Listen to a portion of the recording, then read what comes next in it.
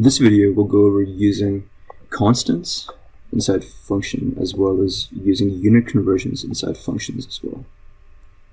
So for example, we have the function e colon equals m times c squared, e equals mc squared. So usually you would define c as c equals 3 times 10 to the power of 8. That's the speed of light. But instead, in ZCubes, you can simply use %c, and the speed of light is defined.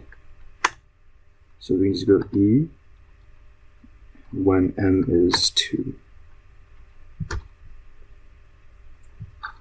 There you go. Another example, we can use force equals mass times %g. And %g is the constant for gravity. And you can just simply go F when m equals 2 is, oh, sorry, forgot a colon here. There you go. Now using, we can also use unit conversions inside functions themselves. So for the equation e equals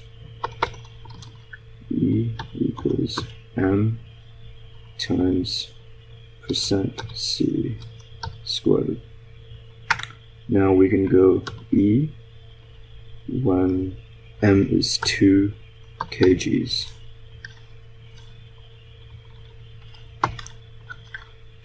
Which will give this result, and we can also convert this into joules.